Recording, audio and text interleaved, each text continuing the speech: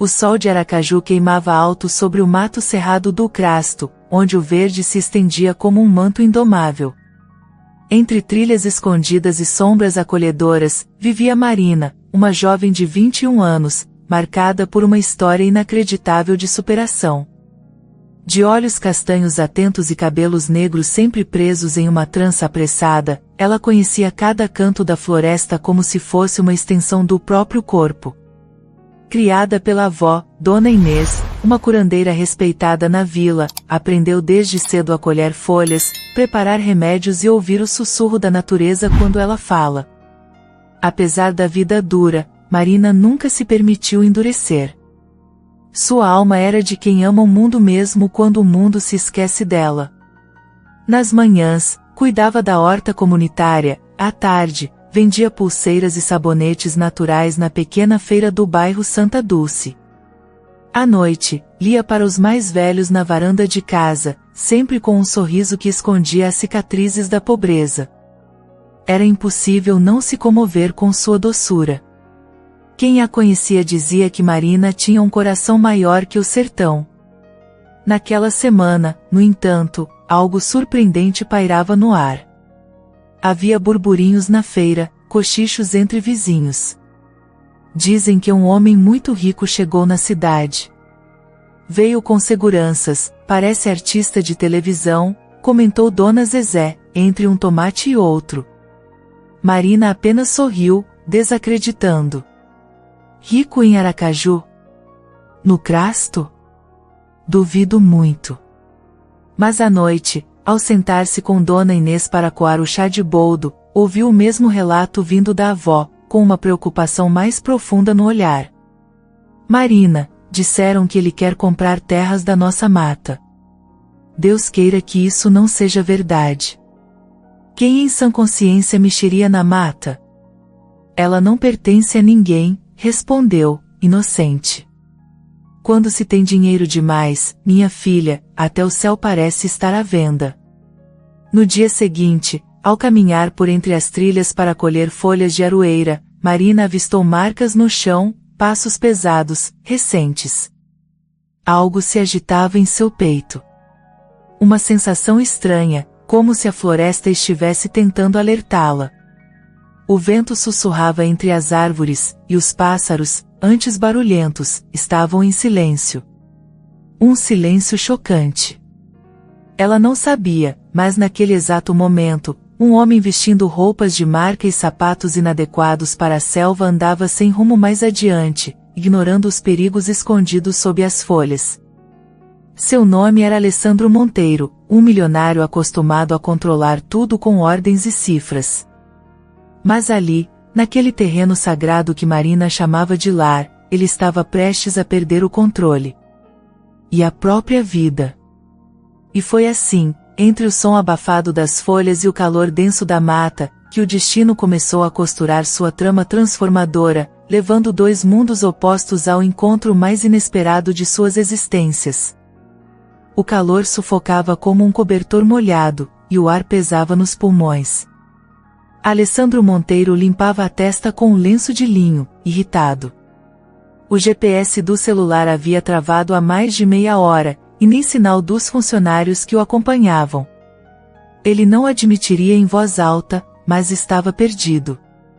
E o pior, estava cansado, suado e furioso com o cheiro da mata, com os sons que não conseguia identificar, e com a ausência de sinal de internet.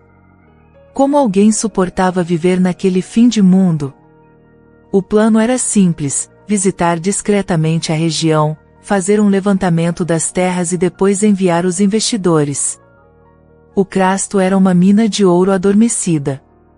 Com o projeto certo, viraria um resort de luxo em poucos anos. Mas nada saíra como planejado. Seu Raimundo, o guia local, o avisara: não se afaste das trilhas, moço. A mata engole quem não respeita ela. Alessandro riu na hora. Agora, porém, não achava graça alguma. Enquanto pisava em folhas secas, e galhos estalavam sob seus pés, um som repentino cortou o ar, um assobio agudo, seguido de uma dor lancinante na panturrilha. Ele gritou. O grito ecoou como um pedido mudo de socorro. Ao olhar para baixo, viu a marca, 2 perfurações profundas e sangue escorrendo. A cobra já sumira entre os arbustos. A dor foi imediata, chocante, queimando como brasas sob a pele. O mundo girou. Tentou caminhar, cambaleou, caiu. Tentou ligar, mas o celular apenas piscava sem serviço. O suor virou febre. As imagens diante de seus olhos se embaralharam. Começou a delirar, via sua mãe, morta há anos, chamando por ele. Ouviu também a voz do pai, sempre ríspido, dizendo que homem fraco morre sozinho. A arrogância que o mantivera de pé durante anos se desfez ali, debaixo do sol de Aracaju. Pela primeira vez, Alessandro temeu morrer. E morrer no meio do nada. Enquanto isso, a mata observava em silêncio. Do outro lado, Marina continuava a seguir as marcas no chão. Havia pegadas desordenadas, sinais de escorregões, folhas manchadas de sangue. O coração acelerou. Algo estava errado. Muito errado. A cada passo, a sensação profunda de que o destino a empurrava para algo maior. Ela apressou o passo. Quando finalmente o encontrou, Alessandro estava semi-inconsciente, o corpo trêmulo, a pele pálida, a boca entreaberta, murmurando palavras desconexas. Marina se ajoelhou, sentiu o cheiro do veneno no suor. Reconheceu o tipo da mordida. A situação era grave, desesperadora. Sem perder tempo, rasgou um pedaço da própria blusa, amarrou acima da mordida e começou o processo de sucção do veneno com habilidade precisa. Em seguida, retirou de sua bolsa um punhado de folhas amassadas, aplicando com firmeza. Pegou a corda da cintura, assobiou por Baltazar, seu burro de carga, e com esforço, arrastou o corpo do homem para cima do animal. O caminho de volta foi lento, tenso, comovente. E no silêncio entre as árvores, a vida de Alessandro estava, literalmente, nas mãos de uma desconhecida. Baltazar, o burro que tantas vezes carregara lenha e ervas pela mata fechada, agora seguia com passos firmes levando um fardo muito mais precioso, uma vida por um fio. Marina segurava Alessandro com força pelas costas, equilibrando-o enquanto murmurava orações baixas. O veneno já avançava pelas veias dele como um fogo silencioso. A jovem sentia o peso daquele corpo desacordado, e mais do que isso, sentia o peso de uma responsabilidade que jamais pediu, mas jamais negaria. Quando chegaram à casa de Taipa, Dona Inês já os esperava na varanda, como se o vento houvesse lhe contado o que viria. Ao ver o estado do homem, ela exclamou: "Isso é jararaca. Se o coração dele for fraco, não passa dessa noite." Sem hesitar, ambas começaram o processo de emergência. Inês correu para preparar uma infusão de raízes de guaco e cipó mil-homens, enquanto Marina limpava o ferimento com uma mistura de argila e folhas de barbatimão. Alessandro se debatia entre delírios. Suava, gemia, chamava por uma mulher chamada Beatriz, talvez uma irmã, talvez um amor perdido. O que quer que fosse, o tormento era profundo, quase insuportável de assistir. Durante 3 dias e 3 noites, Marina mal dormiu. Cada gemido, cada suspiro mais fraco fazia seu coração acelerar. Em algum momento, segurando a mão dele durante uma crise febril, sussurrou: "Se sobreviver, não vai lembrar do meu rosto. Mas eu vou lembrar do seu. Porque nunca vi alguém tão frágil e tão humano." No 4º dia, ao raiar do sol, algo encantador aconteceu. Alessandro abriu os olhos. A luz do amanhecer bateu em seu rosto, e ele piscou com dificuldade, tentando entender onde estava. Viu o teto de palha, sentiu o cheiro de ervas e enxergou, embaçado, o rosto de Marina debruçada sobre ele. Havia uma lágrima silenciosa escorrendo no rosto da jovem. "Você, me salvou? Murmurou, rouco. Eu só fiz o que qualquer pessoa faria, respondeu ela, com um sorriso tímido. Não. Ninguém faria o que você fez. Ele tentou se levantar, mas ainda estava fraco. Dona Inês entrou no cômodo com uma tigela de caldo quente. Ao vê-lo acordado, fez o sinal da cruz. Milagre! Essa menina tem mãos de Deus. Naquela manhã, Alessandro descobriu que havia mais força e beleza na simplicidade do que em todas as mansões que já havia visitado. E embora seu corpo ainda estivesse debilitado, seu espírito começava a despertar para algo transformador. Mas fora dali, o mundo girava sem saber de sua ausência. E quando finalmente descobrissem onde ele estava, Marina seria levada ao centro de um furacão que testaria sua coragem, sua dignidade e sua alma como nunca antes. O corpo de Alessandro se recuperava aos poucos, mas o que se curava com mais lentidão era sua alma. Entre goles de chá de camomila e caldos quentes feitos por Dona Inês, ele passou a escutar histórias de Marina, como se cada palavra dela reordenasse tudo o que ele pensava sobre o mundo. Era profundamente comovente ver aquela jovem, com tão pouco, oferecer tanto sem pedir nada em troca. Uma generosidade inacreditável que fazia seu peito doer mais do que a picada da cobra. Certa tarde, enquanto observavam o pôr do sol pela janela, Marina contou, com a voz embargada, sobre seus pais. Haviam morrido em uma enchente quando ela ainda tinha 7 anos. Desde então, Dona Inês a criou com mãos firmes e coração sereno. Alessandro a ouviu em silêncio, sentindo uma pontada no peito. Pela primeira vez, desejou ter crescido com a força que aquela garota de alma gigante tinha. E você? Tem família? Perguntou Marina. Ele desviou o olhar, mas respondeu. Meu pai era um homem duro. Mandava mais que o próprio destino.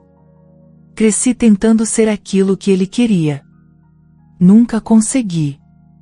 Só perdi tudo. Na cidade, a ausência de Alessandro causava frenesi. Os jornais estampavam sua foto, os sites especulavam sequestro, e a polícia começava a rastrear as últimas coordenadas registradas por seu carro. Quando finalmente os repórteres descobriram seu paradeiro, a pequena vila virou um campo de batalha de flashes e microfones. Viaturas cercaram a casa de Taipa. Marina, assustada, segurava uma vasilha de chá quando um jornalista enfiou a câmera pela janela, gritando. Você está sequestrando o bilionário? Foi chocante e revoltante. Alessandro se ergueu com raiva, mesmo fraco. Saiu pela porta com os olhos em brasa e gritou. Ninguém aqui fez mal algum. Esta jovem me salvou a vida. Enquanto vocês especulam, ela me carregou nos braços e cuidou de mim com mais humanidade do que qualquer executivo do meu império jamais demonstrou. Mas o pior ainda estava por vir. 2 de seus sócios, Eduardo Bragança e Rodrigo Vilar, vieram de helicóptero. Trouxeram consigo um advogado e uma proposta absurda, um cheque vultoso para Marina ficar em silêncio sobre o ocorrido. Segundo eles, a imagem pública da empresa precisava ser preservada, uma história sobre um homem pecado por cobra sendo salvo por uma jovem pobre poderia manchar a reputação de Alessandro. O olhar da jovem queimou. Ela olhou para o cheque, depois para Alessandro, e por fim, para o advogado. Diga a eles que não se compra dignidade. E que minha história não precisa de silêncio. Rasgou o papel na frente de todos. O gesto foi surpreendente, inesquecível. Mas naquele instante, Marina ganhou não só a admiração de Alessandro, como também a ira silenciosa de homens poderosos. E a vida dela, que já fora dura, estava prestes a se tornar ainda mais desafiadora. Após o escândalo, os dias na vila se tornaram pesados. Marina não podia mais sair sem ser seguida por câmeras, curiosos e até ameaças veladas. Alguns diziam que ela queria fama, outros que armara tudo para se aproveitar do empresário. O que era para ser um ato de bondade, agora era alvo de maldade e julgamento. A jovem se calava. Preferia falar com as plantas do que com aqueles que não sabiam ouvir com o coração. Alessandro, depois da repercussão, foi levado de volta à capital para se recuperar em um hospital privado. Prometeu que voltaria, que cuidaria de tudo. Mas conforme as semanas viraram meses, a ausência dele começou a parecer abandono. Marina, pela primeira vez, sentiu o amargo gosto da ingratidão. O silêncio do homem que prometeu gratidão feriu mais do que qualquer calúnia da cidade. Ele era diferente, eu senti, murmurava a avó, enquanto aplicava compressas nas pernas cansadas da senhora. Mas as dores de Marina não pararam aí. Dona Inês caiu doente. Uma febre insistente, que os chás e ungüentos já não venciam. O posto de saúde mais próximo não tinha médicos fixos, e os remédios básicos haviam acabado. Marina vendia o que podia para comprar antibióticos, seus colares, sua bicicleta, até o rádio de pilha. Ainda assim, a avó piorava. Foi num desses dias escuros que Pedro Gouveia, um político local conhecido por sua arrogância, apareceu com uma proposta. Posso internar sua avó num hospital particular. Em troca, você assina uns papéis transferindo sua área da mata pro meu nome. Marina o expulsou da casa com os olhos cheios de lágrimas. Não negocio a alma da minha avó. E muito menos a da minha terra.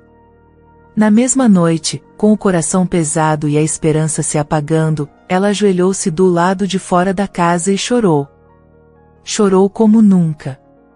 Sentia-se pequena, esquecida, invisível diante de um mundo cruel.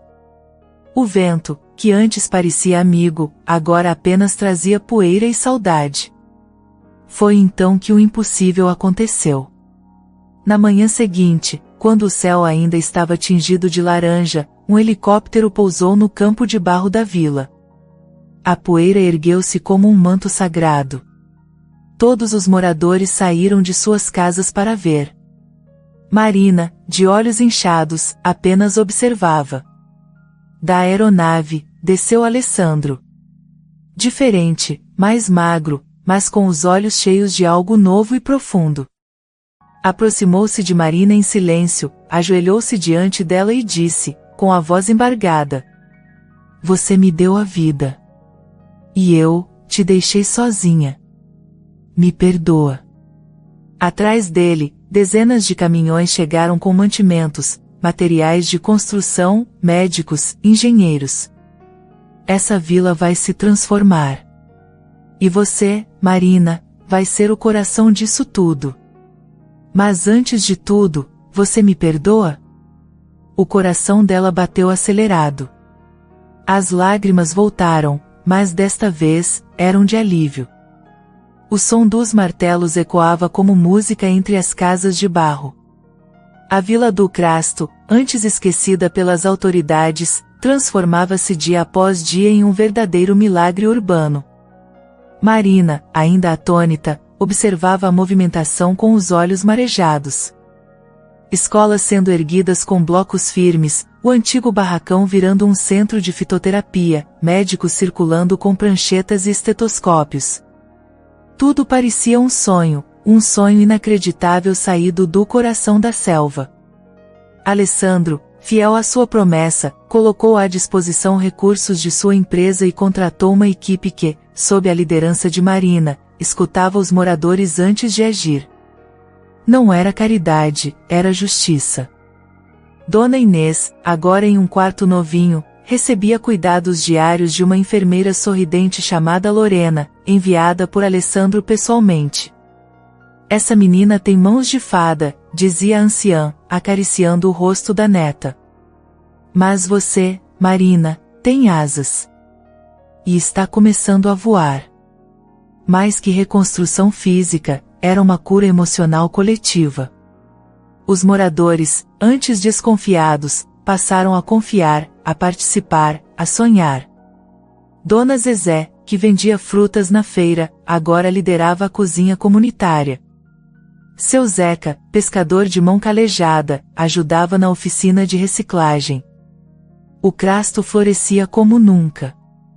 Marina, de vestidinho simples e caderno nas mãos, se tornava símbolo de um povo esquecido, e agora renascido. Certa tarde, Alessandro reuniu todos para uma inauguração simbólica do centro comunitário. Subiu em um pequeno palco de madeira, com Marina ao lado. O vento soprou forte, agitando sua camisa branca, e o silêncio se fez. Eu vim a Aracaju querendo explorar essas terras, começou, com a voz firme. Mas fui eu quem foi transformado por elas. Por ela. Apontou para Marina, que baixou os olhos, envergonhada. Essa jovem me salvou de uma cobra, mas também me salvou da minha própria cegueira. Ela me ensinou o valor das raízes. Da alma. Da vida real. Os aplausos vieram como uma onda quente. Muitos choravam.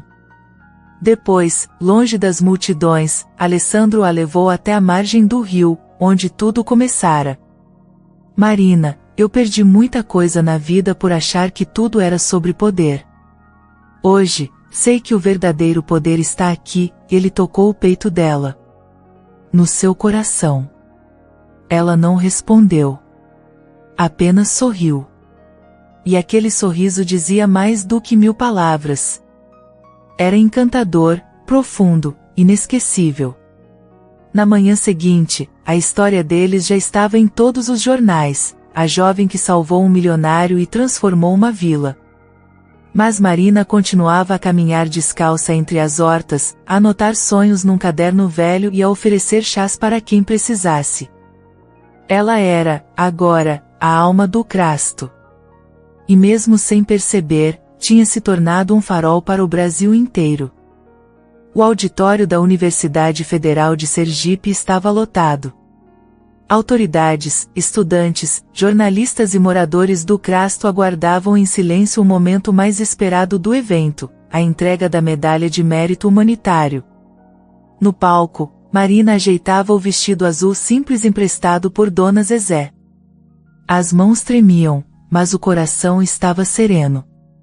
À sua frente, o símbolo da transformação que ela mesma semeou, não com dinheiro, mas com coragem, dignidade e um amor inspirador pela vida. Quando o reitor anunciou seu nome, os aplausos explodiram. Ela caminhou até o centro do palco com passos firmes, o cabelo preso em uma trança, os olhos marejados. Ao receber a medalha, não segurou as lágrimas.